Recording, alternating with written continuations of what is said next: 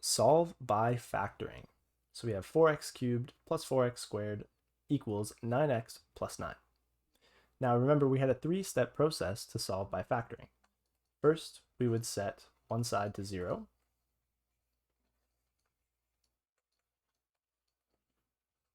Then we would factor.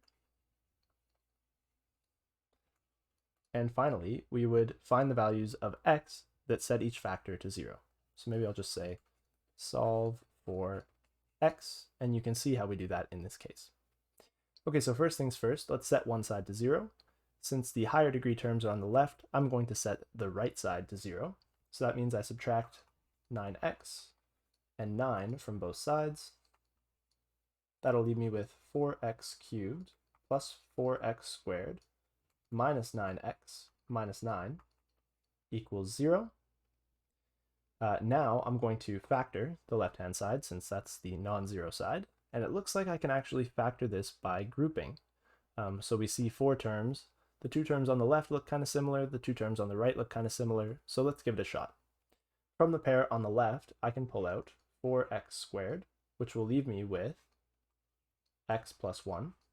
And from the pair on the right, I can pull out negative 9, again leaving me with x plus 1, keeping in mind that this is all still equal to 0. Okay, so now the brackets match, which means I've done something correct, and I can write the factored form as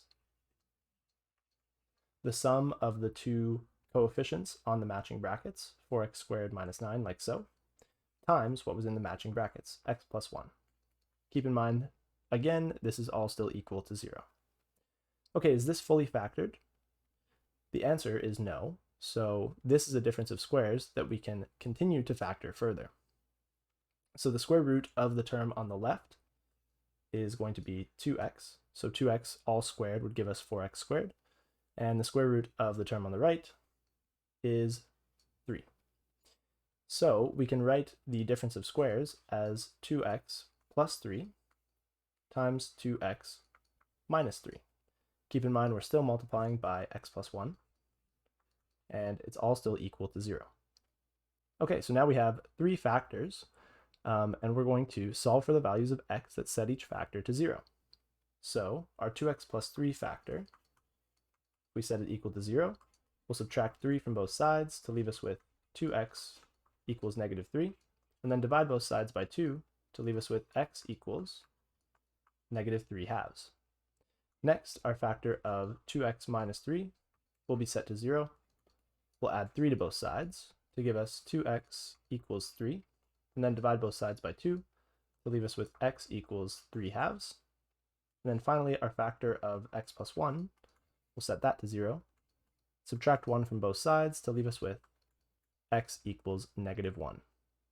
So the solutions to this original equation here come from these three values of x. So our possible solutions are negative 3 halves, negative 1, and positive 3 halves. So I've just written those in ascending order. Okay, that's the solution to this problem.